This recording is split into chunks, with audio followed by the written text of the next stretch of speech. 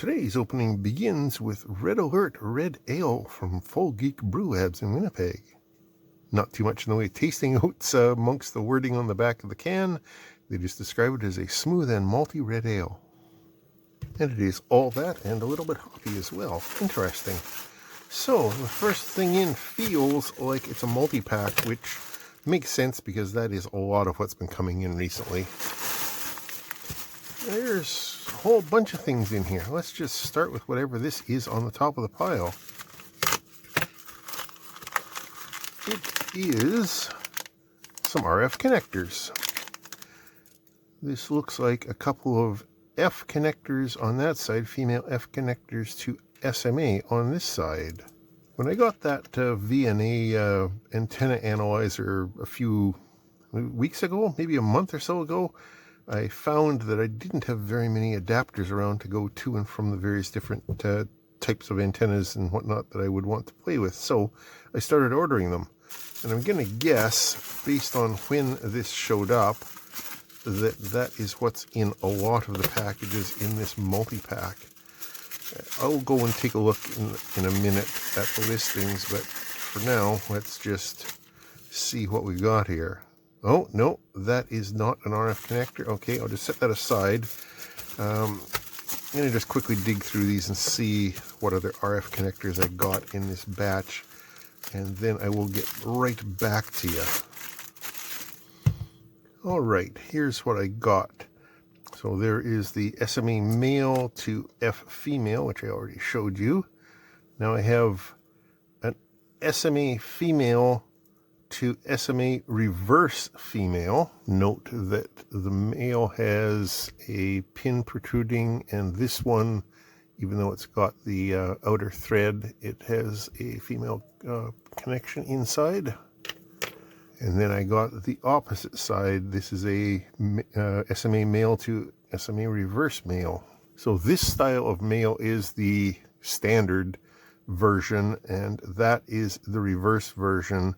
The reverse version tends to show up on Wi-Fi antennas and whatnot, and also showed up on the antennas on these little Meshtastic radios here. So now I will be able to adapt them to the more standard SMA, and also be able to test these antennas and also just adapt these radios to more standard cabling connectors. Should be useful. And then there's this little adapter which goes from SMA to this tiny little connector here, which shows up on some of the modules. Modules such as this little Heltec Meshtastic radio, where I'm hoping that that's the right connector. There are a few different types of that little miniature connector, and that does seem to be the correct one. So now, instead of using the little helical antenna that it came with, I can connect it to a more standard antenna. At least I think that is the right one. Yeah, there we go. Now I can connect that to an external antenna rather than just using that little guy there. That is a good collection of little RF adapters, and I'm sure there's more coming, but let's go and quickly take a look at the listings for these ones before I dive into the other stuff that was in that package that is not adapters. Here's the SMA to F connector. Currently one of them is going for $2.28, or two of them for almost the same price, and it is two that I got, so there we are. And the SMA to reverse connectors, two of those for $3.20. That's the two female ones, and the two male ones, pair of them for $3.19. There's no real technical specs to these other than just the standard of the connector itself.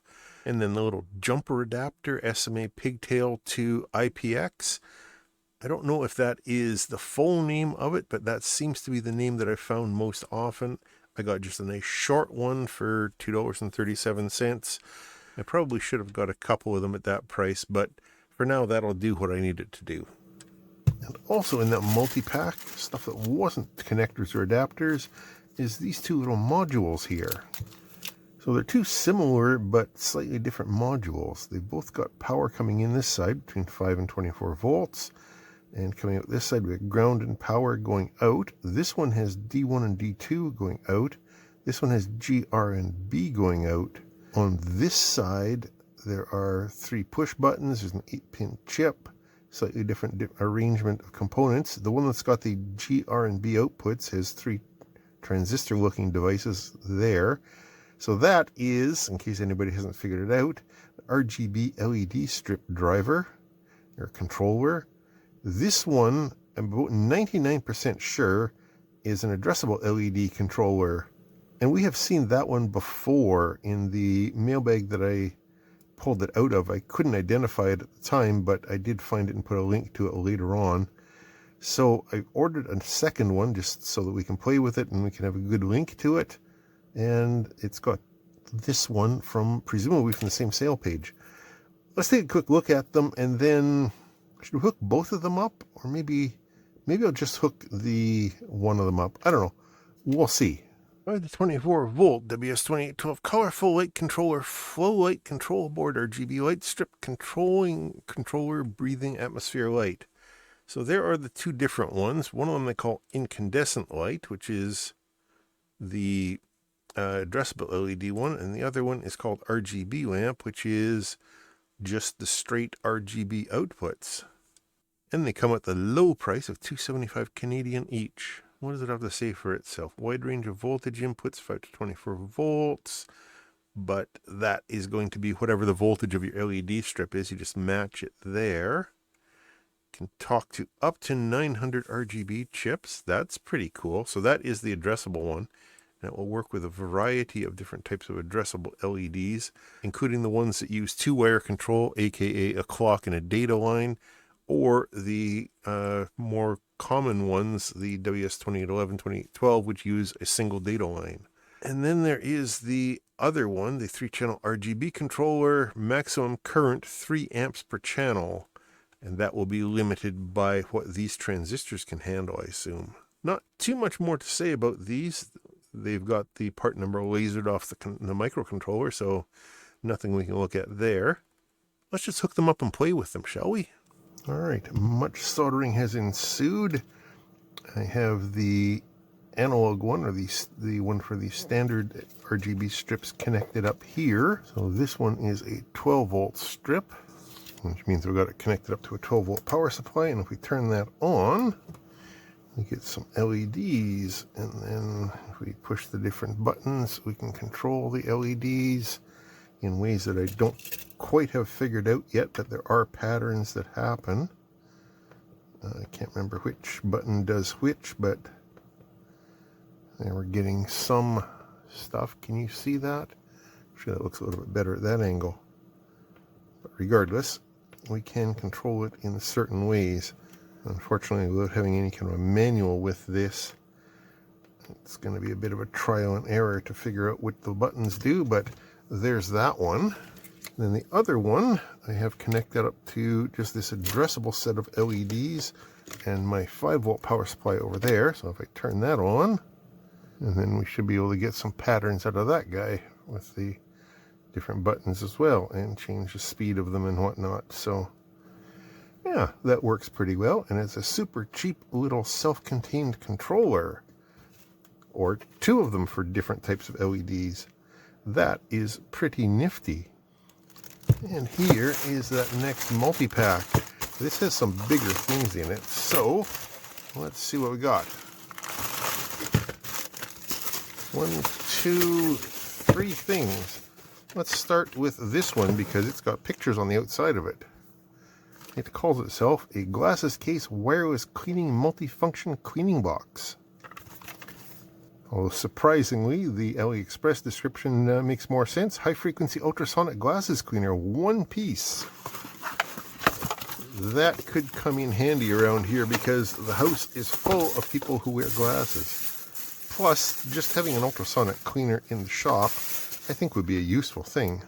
Why does that power button have... Is that just to protect it? Oh, okay, so we got a USB-C charging cable inside there. This is probably... Yeah, okay. That is just to protect it from being pushed in the box. All right. A couple of little suction cups to act as anti-vibration pads down there, but as you heard,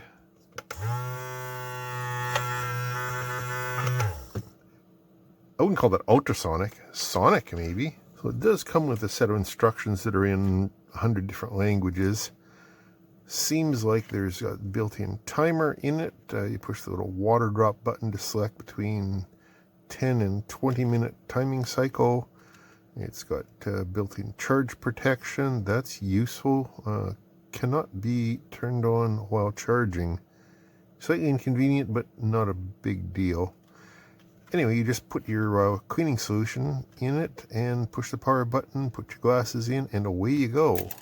High frequency glasses cleaner, one-piece wireless multi-purpose cleaning machine for eyewear and accessories. Currently selling for $14.78, and they claim that's a sale price. I got it for $10. But again, that was many months ago. Every time you look at these things, it seems the price changes. It claims it can hold somewhere between 300 and 500 milliliters of liquid. Okay.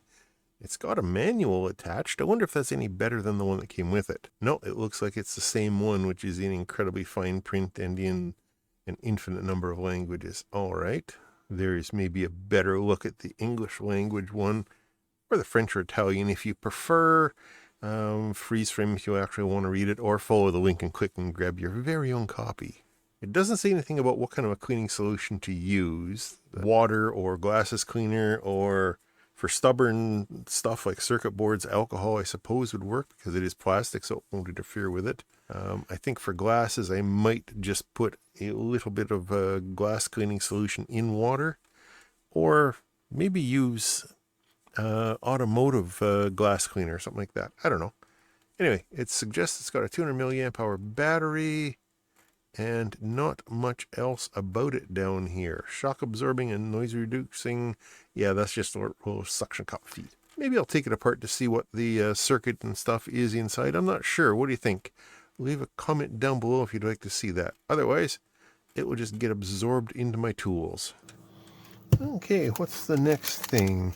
A little round thing with a USB connector on it. It is, looks like a USB voltmeter or current meter kind of a thing. There's not much to see looking at it. So I guess let's plug it into something and see what happens. I doubt this thing's going to be very bright, so I'll just plug it into a 5-volt supply here. Let it boot up. Okay. There's volts and current and stuff on there. No milliamps, that makes sense. Let's plug it in to my IC tester here, so it should be charging. Oh, 2 milliamp hours. That's in Chinese. That's not useful. Are there any push buttons to change it? I got a peel here. Doesn't make it any easier to see. Oh, okay. According to the manual, there is a touch-sensitive area down there somewhere that you can change the display. So if I go there, okay. And if I tap 3 times, I can send it to English. No load. Goodbye. No, I don't. That is probably the display that I want. Well, what was the other one that we were looking at before? Where's my touch-sensitive space? Okay, that's the menu we were looking at before. That looks like a battery analyzing or something. That touch sensor is not all that sensitive, but I think that's the mode that I want to leave this on. So now if I plug that in to charge my tester here, yeah, there we go. I'm getting 240 milliamps. Sure, that's reasonable enough. And it is almost as hard to read as what you're seeing here from any kind of a distance, unless I shade it. 48 volt, 12 amp, Type C, power delivery 3.1, charger detection, tester, DC voltage, current, power bank, capacity meter, etc., etc. Currently selling for $12.08. When it's not on a fake sale, they want $23 for it. Back when I bought it, it was only $6.50 though. Anyway, I got the black one. It's also available in blue or clear. Maybe I should have got the blue, but I was hoping that the black plastic on it, dark gray really, would add more contrast and make it easier for you guys to see. Oh, and it looks like the transparent one's the only one that's currently in stock. Well, that might change by the time you see this. They have a lengthy page of bragging about this thing and talking about it. I'm not going to read it all. Obviously, there's a link down below. Some of the instructions are there. It can do, voltage monitoring over time. Actually, voltage and current by the looks of it. And plot it on a neat little graph. That's one of the screens that we saw. There is the screen that I chose to set it to that shows volts, current, watts, and watt hours. There is all the specs, and it looks like they have a few different variants that all have similar specs, just a different form factor. There's something else that's interesting I noticed in the manual. The two connectors can be either input or output. It doesn't matter, which that again is different from the other testers that I have. So that might make it a little bit more convenient if it was easier to see in the bright lights of my workbench environment here. So one other test I want to do, this is a PD capable power supply. It's not communicating right now until I put a proper load on it, which is my soldering iron here. And yes, it has identified that it is doing PD stuff. And if I just push the button on the soldering iron, it is drawing 67 watts, which is about what you'd expect out of a USB soldering iron. So that seems to do the job. It's tiny. It's maybe harder to read than this USB tester. Its menus are a little bit more annoying than this USB tester. This one, though, can trigger power delivery and stuff like that. So that makes it a lot better. This one, as I said, is easier to read, and it can do USB-A and USB-C. But this one may be a useful addition to the collection nonetheless. Although I may not be showing it to you on video all that much because, as you can see, it doesn't show up on camera very well. And the last thing in the last multi-pack of today looks like a few different things. We've got some F connectors, we have a coax stripper, and this should be the crimper for these F connectors. This is a different style than I'm used to. This is the newer style. The older style looks more like this, and you crimp it down with this kind of a crimper here. But these ones, if I understand it correctly, which again are the more common ones these days, the crimper pulls the two pieces together, slides that plastic in, and that wedges against the cable and holds it inside. And I think that just goes in like that, and you squeeze this down and that compresses that. I'm not going to do it right now because I don't want to burn the connector off. I might grab some RG6 cable because I think that's what it's for, and try that after I look at the listing. And then this, and I think I've had one of these before, this grabs down around the RG6 cable, and there's a couple of knives in there that cut the outer jacket and the inner insulator to the correct length for these connectors. And there's your strip distances written on the back of there just so you can measure it. Coax cable crimper wire stripper toolkit RG6 compression F connectors, coaxial compression tool set for RG59. Oh, I hope it's not RG59. I hope it's RG6. Cable handling. Anyway, currently selling for $19.07. It was $16 and something when I bought it months ago. And I got the set that comes with the stripper, the crimp tool, and 10 connectors. And I'm pretty sure that I ordered some more connectors separately, although these are available at pretty much any local hardware store, so that shouldn't be too hard to find. Okay, so let's see how this goes. I'm not going to bother adjusting this. I'm just going to try it with this chunk of RG6 cable TV cable that I've got here. So does that look like the right diameter? Yeah, that looks like it should be. So I think if I push that through to about there, and then spin this in the direction of the arrow a couple of times. Pull that off. Looks like it might need a little bit of an adjustment, although it did cut the outer jacket off and it cut the foil. It just didn't go all the way through the inner insulator like it should have. That's not the ideal way to do that. I should use a knife or something. Anyway, there's no stray strands sticking out, so I'll just shove that guy down. That looks close to right. This is literally the first time I've ever used this tool. So then that goes on there, and this crimps into there like that. And that looks, well, this side looks good. This side looks like a first timer. So I suppose I could redo it. There we go. That's better. I think I would be happy with that. And then just trim that off approximately flush. It doesn't have to be precise, but now I can use that to run a TV antenna out in the garage. This stuff being 75 ohms is not going to be ideal for two-way radio stuff, for Wi-Fi, for any of that. That's all based on 50 ohm. But for running, as I said, cable TV out into the garage from the house, or running just an antenna up into the roof of the garage or up into the roof of the house, this is just the thing.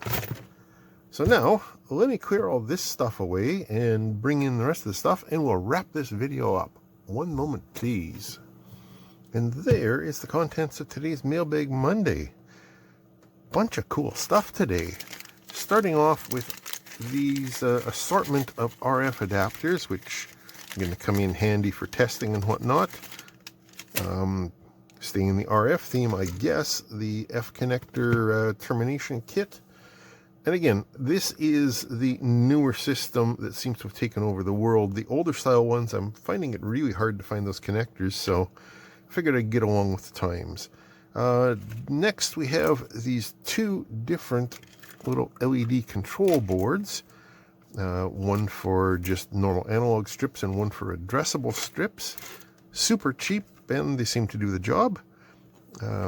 This big guy here is the ultrasonic, although it's not really ultrasonic, it is audible frequency, but ultrasonic cleaner, or sonic cleaner, I guess we'd better call it, intended for cleaning your glasses, but can be used for jewelry or any number of other things, and it's rechargeable.